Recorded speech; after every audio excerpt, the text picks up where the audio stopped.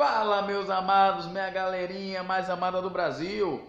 Estamos dando início hoje a esse canal aqui, tá? Vamos trazer diversas discussões da área jurídica. Podem mandar sugestões, críticas, dúvidas. Estamos aqui para debater todas as áreas. Aqui é uma área livre. É para a gente discutir realmente o direito em si. De direito processual a direito material, de direito constitucional a direito empresarial. Óbvio que vamos focar sempre naquelas demandas que as pessoas mais trouxerem pra gente. Bem, eu me chamo Glauber, certo?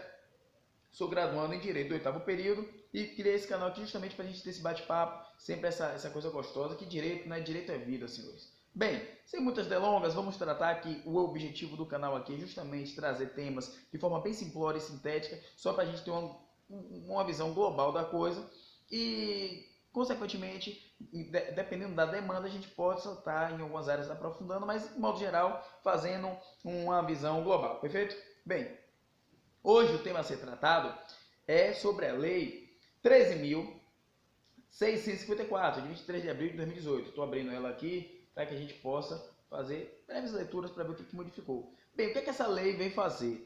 Essa lei veio para modificar os crimes de furto e roubo. E aí já lhe adianto-lhes, vai chover em concurso. E, consequentemente, possivelmente, na próxima prova da OAB, agora em julho, possivelmente uma questão dessa aí vai cair lá em direito penal. Então vamos ficar atentos, perfeito? Bem, é necessário que vocês depois deem uma lida nessa lei e também, óbvio, nos artigos 155 e 157, furto e roubo respectivamente, tá bom? Quando você abrir seu vadimétrico, você vai ver que no artigo 155 está lá, parágrafos e incisos.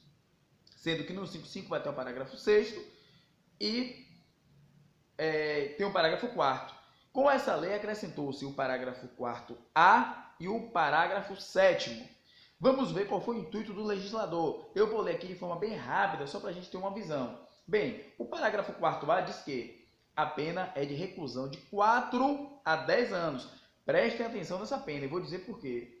E multa, se houver emprego de explosivo ou de artefato análogo que cause perigo comum. Por que eu chamo atenção para a pena, senhores? Porque na qualificadora que ainda existe do parágrafo 4º do 155, as penas lá, eles trazem alguns incisos, as penas lá é de 2 a 8 anos. Aqui não, no parágrafo 4A, quando for empregado explosivo ou algo análogo que cause perigo comum, a pena é maior, severamente maior. Aumentou em 2 anos a mínima e em 2 anos a máxima, ou seja, de 4 a 10 anos. Perfeito? Bem, qual foi a ideia do legislador a criar esses parágrafos? É bem sabido que, infelizmente, o direito penal e, consequentemente, o processo penal, hoje ele tem uma vertente um pouco emergencial. E nada mais é do que essa lei, e aí eu digo para vocês, se cair no OAB ou no concurso, é uma lei emergencial. O que é uma lei emergencial, Glauber? Bem, de forma bem simplória e sintética, eu explico-lhes que direito emergencial é aquele direito que quer dar uma resposta à sociedade de forma imediata, como se a sanção fosse resolver os problemas sociais. Sabemos que isso não é verdade, mas aí já é uma discussão para futuramente um outro vídeo. Então criou-se isso justamente para tentar coibir os furtos que ocorrem em caixa eletrônico. Pois, antes, se o indivíduo, utilizando um TNT, por exemplo, gente, TNT é um explosivo, só para ficar claro, usando um TNT, ele fosse lá no caixa eletrônico e explodisse, ele responderia pelo parágrafo 4º, inciso 1. Vou ler para vocês aqui no vadimétrico. Parágrafo 4º. A pena é de reclusão de 2 a 8 anos. Estou aqui com o vadimétrico, dá uma lida aqui para vocês. Com destruição ou rompimento de obstáculo à subtração da coisa. Observe que antes ele responderia de 2 a 8 anos porque ele rompeu um obstáculo. Agora, mas não. Agora ele vai responder pelo parágrafo 4A, porque ele utilizou-se de explosivo. Então, a pena vai ser um pouco mais severa. Perfeito? Observação, pegadinhas que podem vir, né? Mas aí é uma pegadinha um pouco mais fácil. Mas não custa a gente aqui pontuar. Se o indivíduo, querendo furtar um caixa eletrônico, utiliza de um pé de cabra, ele responde pelo quê? Parágrafo 4º, inciso 1. Obstrução da coisa, destruição do obstáculo, certo? Agora, se ele utiliza um explosivo, não. Ele só vai responder pelo parágrafo 4A se ele utilizar explosivo, tá bom, gente? Para que não fique aquela ideia de caixa eletrônico, caixa eletrônico. a ideia da modificação, a ideia dessa lei é justamente para tentar coibir, como eu disse a vocês, um direito penal emergencial, tentar coibir furtos a caixa eletrônico. Mas isso não quer dizer que todo furto a caixa eletrônico o cara vai responder por isso aqui. Ele só vai responder por isso aqui quando ele utilizar explosivo ou qualquer coisa análoga que cause perigo comum. Perfeito? E aí tem as regulações do Exército que traz lá o que é explosivo e não é explosivo. E aí em concurso e na OAB dificilmente vão cobrar o que é explosivo. A prova é de direito, não é de química, física. Perfeito, gente? Bem, vejamos agora o parágrafo 7º. O parágrafo 7º diz lá que a pena é de reclusão a 4 a 10 anos, mantém-se a pena do parágrafo 4A e multa, se a subtração for de substâncias explosivas ou de acessórios que, conjunto ou isoladamente, possibilitem sua fabricação, montagem ou emprego. Observem que no parágrafo 4A, pune-se quando o indivíduo, o humilhante, ele utiliza o explosivo para furtar a coisa. Já no parágrafo 7º, não. Ele vai punir justamente quando o indivíduo tentar furtar um explosivo ou substância análoga que cause perigo comum. Percebem? Então vamos lá, um exemplo para ficar claro. Suponhamos que A e B, sabendo que em determinado cofre existe lá 1 tonelada de TNT, o mesmo exemplo do explosivo que eu dei na situação do parágrafo 4A. A e B então pega um pé de cabra e começa a forçar a fechadura do cofre para tentar furtar aquele TNT. Obtém êxito, consuma seu crime e A e B foge.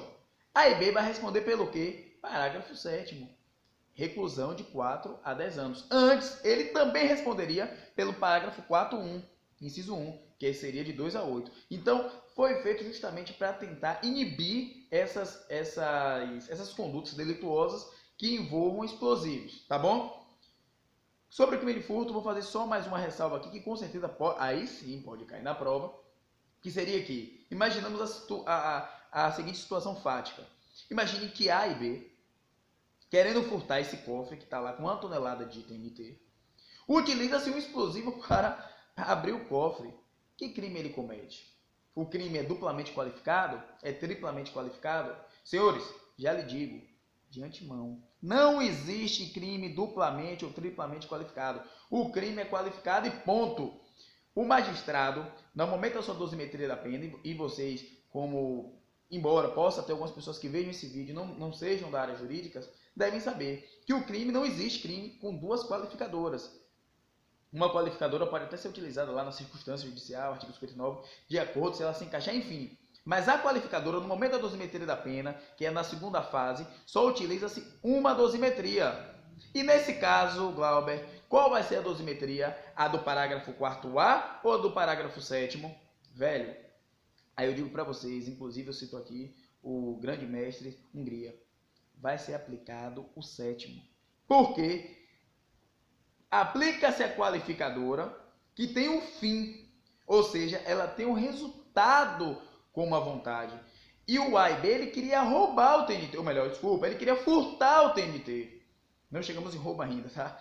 Ele queria furtar o TNT. Então vai se punir pelo parágrafo 7º. Se cai na sua prova lá, ó, um indivíduo usa um explosivo para furtar um explosivo. Ele responde pelo quê? Pelo furto do explosivo como qualificadora.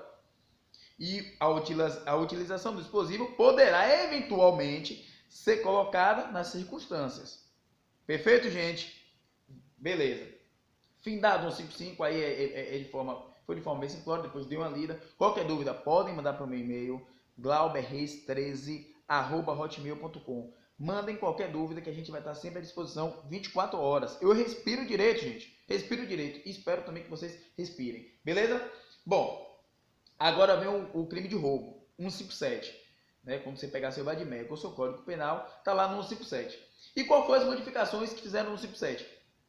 Eu vou fazer o contrário do que eu fiz no crime de furto. Eu vou olhar com vocês e vou pontuá-las. Porque foram algumas modificações um pouco, né, escorregadias ali. O examinador da sua prova, com certeza, ele vai tentar pegar essas modificações. Vejamos, primeiramente. No parágrafo 2, no parágrafo 2º do 57, diz lá que a pena aumenta-se de 1/3, tá bom? E aí tem o inciso 1, que eu vou ler com vocês aqui. Pegar meu vadimeco aqui para ler com vocês. Inciso 1. Deixa eu ver. Se a violência ou ameaça é exercida com emprego de arma. Então, se o meliante lá, desgraçado, com todo respeito à palavra, quer roubar meu celular não, né? Roubar o celular de Juca. Quer roubar o celular de Juca, ele utiliza de uma faca, ele vai responder pelo parágrafo 2º, inciso 1, tendo sua pena aumentada até 1/3. Percebem? Então fala lá, a pena aumentada de 1/3 até a metade. Se ele utilizou uma faca, perfeito. Ele vai responder tendo sua pena aumentada de 1/3 até a metade. E na dosimetria da pena, o juiz vai adequá-la esse aumento. Agora, a partir dessa lei, o inciso 1 foi revogado. Em outras palavras, se o mesmo indivíduo, utilizando a mesma faca, tenta roubar o celular de Juca, ele vai responder agora por roubo simples. Apenas o caput. Esqueça esse aumento de pena de 1/3 à metade. De certa forma, foi até bom, né? Foi mais benéfica para esses indivíduos. Inclusive, abro um parêntese para aqueles que já estão advogando ou pretendem advogar. Nesse caso, uma hipótese. Se seu cliente está preso e ele pegou, suponhamos, 5 anos devido a essa majorante, devido a esse aumento de pena, como essa lei nova é mais benéfica ao réu, ela vai retroagir, senhores. E talvez seu cliente já tenha cumprido a pena dele, ou talvez ele já tenha direito, que é um direito subjetivo, à progressão da pena.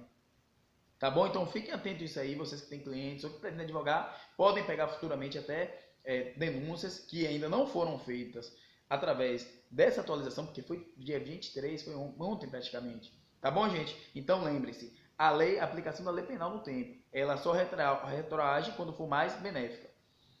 Glauber, e se ela for maléfica, ela não retroage. A gente vai discutir isso em um momento mais oportuno. Só abrir esse parêntese para que vocês fiquem atentos. Que quem roubou utilizando faca, por exemplo, um facão, esse camarada, com certeza ele vai ter a pena dele agora atenuada. Inclusive vai ter muita gente saindo já. Tá bom, gente? Bom, vamos lá. E arma de fogo? Aí vem o X da questão, meu camarada. Aí vem o X da questão. Porque criou-se um parágrafo 2A. E no parágrafo 2A diz o seguinte, vou ler para vocês. A pena aumenta-se de 2/3, ou seja, é 2/3, objetivo. Não dá discricionariedade para o juiz, não dá aquela margem para o juiz. É 2/3 e ponto. Inciso 1. Se a violência ou ameaça é exercida com emprego de arma de fogo. Então, o mesmo camarada, no mesmo exemplo, o camarada tinha roubado com a faca. Se esse camarada veio roubar com arma de fogo, aí agora ele sentou. Aí agora o bicho pegou. Aí a sapucaia dói, macho. Por quê? Como ele utilizou a arma de fogo, agora ele vai responder tendo sua pena aumentada por 2/3. Perfeito? Então agora o camarada que roubar, mais uma vez, um direito penal emergencial. Se ele roubar utilizando arma de fogo, ele vai ter uma pena um pouco mais severa. Porém, se ele já está preso e ele teve sua pena aumentada por 1/3, suponhamos, essa lei vai retroagir? Não! Essa lei não vai retroagir, tá bom? Porque ela é mais maléfica ao réu. Perfeito? Lembrem-se disso, o princípio da lei que só retroage em benefício do réu. Tá bom, gente? Bem, seguindo, a outra coisa, não houve abolite os crimes, tá? Muita gente está falando aí, eu estou vendo circulando em rede social, houve abolite crimes. Não houve. Abolite crimes ocorre quando o crime acaba. Apenas houve uma moderação do crime. Perfeito? Bem, seguindo no 57, criou-se no parágrafo 2º o inciso 6. Vamos ver o que o inciso 6 fala. A pena vai ser aumentada de 1/3 até a metade se a subtração for de substância explosiva ou de acessório, que conjunto ou isoladamente possibilitem sua fabricação, montagem e emprego. A mesma coisa do furto. Agora o camarada vai ter a pena majorada em 1/3 se for praticado com o intuito de roubar qualquer situação explosiva ou situação análoga que cause perigo comum. Me estranha até ele não ter colocado esse inciso no 2A, que tem a pena mais severa de 2/3. Porque o parágrafo 2º diz que a pena vai ser de 1/3 à metade. E ele colocou no 6. É um pouco estranho. Mas fiquem atentos, podem cair lá. Se o camarada for roubar um explosivo, um TNT Juca, for roubar um TNT, ele responde pelo quê? Roubo majorado, tendo sua pena de 1/3 até a metade, podendo ser aumentado. Tá bom, gente? Vamos ver agora, analisar o 2A, que foi colocado recentemente. Já li o inciso 1 e já expliquei a vocês. Arma de fogo agora é 2/3, não é mais 1/3, a metade. Tem o inciso 2. Se há destruição ou rompimento de obstáculo mediante emprego de explosivo ou artefato análogo que causa perigo comum. A mesma coisa do furto, só que agora se ele, por exemplo, ele causa uma grave ameaça à pessoa, aí ele vai responder agora pela majorante 2/3. Utilizou explosivo, 2/3. No roubo, utilizou explosivo para roubar, 2/3. Tentou roubar explosivo, 1/3, a metade. No roubo. No furto, lembrem-se, a pena é de 4 a 10 anos em ambos. Tanto para quem quer roubar explosivo, como para quem usa explosivo para furtar. Perfeito? Furtar, desculpa. Tá bom? E o parágrafo 3º. O parágrafo 3º diz que ele foi modificado. Esse parágrafo 3º já existe no 57, contudo ele foi modificado. Diz lá, se a violência resulta lesão corporal grave, a pena será de 7 a 18 anos. Observem, eu vou pegar aqui a vocês, que houve duas modificações. Na verdade, duas modificações. Por quê? Primeiro, o parágrafo 3º não era dividido em incisos. Agora ele é. Inciso 1 e inciso 2. O inciso 1 fala da lesão corporal, que aumentou significativamente, podemos dizer. Que aqui, no antigo, falava, se a violência resulta da lesão corporal grave, a pena será de 7 a 15. Agora observem que a pena mínima permanece em 7, contudo a máxima vai a 18. Então vai dar uma margem maior para que o juiz possa fixar uma pena um pouco maior. E se resultar morte, aí permanece a mesma pena, tá bom, gente? Que a pena seria de 20 a 30 anos. São os famosos latrocínios, tá bom? Bem, feito tais pontuações nas modificações, ressalto a vocês que a lei foi feita com o intuito justamente de inibir as práticas delituosas que ocorrem principalmente aqui no interior da Bahia, de arrombamento de caixa eletrônico. Outras observações que não tem necessariamente a ver com o Código Penal, mas que se faz necessário, é que a partir da presente data, os caixas eletrônicos dos bancos terão 2 anos para instalarem equipamentos que impossibilitem o uso das cédulas que forem roubadas ou furtadas.